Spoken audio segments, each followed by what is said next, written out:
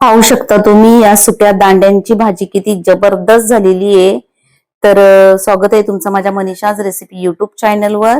आणि आज आपण बनवूया या सुक्या मच्छीतली दांडी याची भाजी।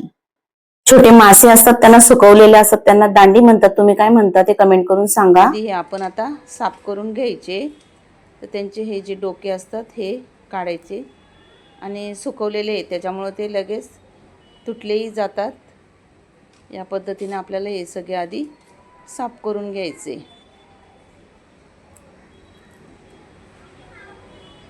या प्रकारे मी आधी सगळं साफ करून घेते। दांड्या मी तोडून झालेल्या आहेत, साफ करून घेतलेत व्यवस्थित। आता यांना 3 ते 4 पाण्यामध्ये स्वच्छ धुवून घेऊया। तसंच या दांड्या बनवण्यासाठी इथे मी साहित्य घेतलंय। 2 मोठ्या साईजचे कांदे चिरून घेतलेत आणि अर्धा मूठ इतकी लसूण घेतलेला आहे, बारीक, तो पण बारीक कापून घेतलाय। तसंच त्याच्यामध्ये टाकण्यासाठी 1 टोमॅटो घेतलाय, थोडीशी कोथिंबीर कट करून घेतली, थोडासा कढीपत्ता आहे आणि त्याच्यात दांड्यांमध्ये टाकण्यासाठी थोडीशी 2 कोकमचे घेतलेले आहेत। तर चला रेसिपीला सुरुवात करूया। तर गॅसवर मी कढई ठेवली, त्याच्यामध्ये तेल टाकून घेतलेलं आहे। त्यामध्ये आधी आपण हा लसूण आणि कांदा जो कट करून घेतलाय, कढीपत्ता, हे सगळं याच्यामध्ये टाकून घ्यायचे आणि याला छान असा गोल्डन कलर वरती आपण परतून घेऊ। तुम्ही पाहू शकता कांदा छान असा गोल्डन कलर वरती परतून झालाय। तर आपण याच्यामध्ये थोडेसे मसाले टाकूया। हा घरचा लाल तिखट आहे, हा 1.5 चमचा मी टाकलाय। तिखट तुम्ही तुमच्या आवडीने कमी जास्त करू शकता। आणि अर्धा चमचा हळद, 1 चमचा धनेपूड, चवीपुरतं मीठ आणि सगळं आपल्याला व्यवस्थित असं मिक्स करून घ्यायचं। आता मसाले असे परतून झाले की आपण जो टोमॅटो कट करून ठेवलाय तो आणि थोडीशी यातली कोथिंबीर थोडीशी मी वरतून टाकण्यासाठी ठेवतेय। हे आपल्याला याच्यामध्ये आणि टोमॅटो छान असा मऊ होईपर्यंत आपण हा याच्यात शिजून घ्यायचे।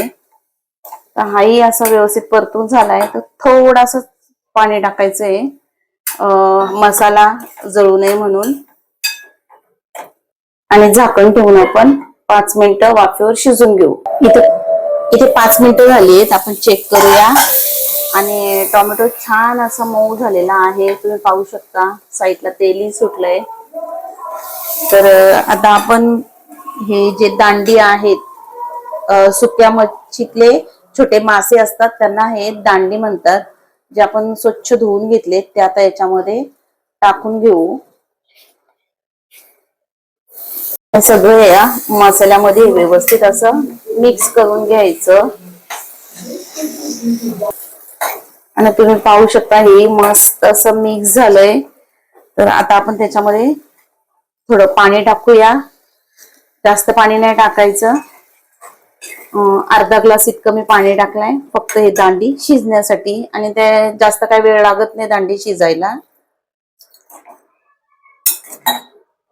असं इथे घेतलेली ही कोकम याच्यामध्ये टाकून घेऊया आणि झाकण देऊन आता 5 मिनिटं आपण पुन्हा 5 ते 10 मिनिटाला गॅसची फ्लेम कमी ठेवून शिजून घ्यायची। आता इथे 5 मिनिटं झालीत, आपण झाकण काढून बघूया। एकदम सुपर अशी आपली सुक्या दांड्यांची भाजी झालेली आहे। तिला छान वरती असं तेलही सुटलंय। आणि तुम्हाला अजून थोडी सुक्की करायची असेल तर अजून 2 मिनिटं तुम्ही गॅसवर ठेवून देऊ शकता। तर अशाच नवीन नवीन रेसिपी पाहण्यासाठी माझ्या चॅनलला सबस्क्राईब करा, बाजूला असलेला बेलचा बटन दाबा। रेसिपी थोड्या जरी आवडल्या तर लाईक करा, तुमच्या मित्रपरिवारांमध्ये शेअर करा। तर इथे 5 मिनिटं झाली आहेत, मी गॅस बंद करते आणि जी थोडीशी आपण कोथिंबीर ठेवली होती ती वरतून टाकून घेऊया। तर इथे तयार आहे आपल्या सुक्की दांडी याची भाजी। एकदम मस्त अशी सुपर झालीये। ही तुम्ही चपाती भाकरी सोबत, भातासोबत खाऊ शकता। तर रेसिपी थोडी जरी आवडली तर लाईक करा, शेअर करा आणि सबस्क्राईब करा।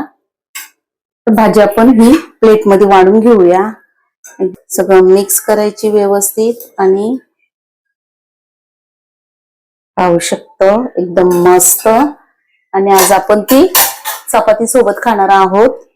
ते गरमागरम मस्त बाहेर पाऊस पडतोय, गरमागरम दांडीची भाजी आणि चपाती.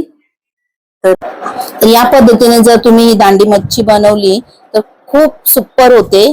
तर रेसिपी शेवटपर्यंत बघितल्याबद्दल तुमचं मनापासून खूप खूप धन्यवाद.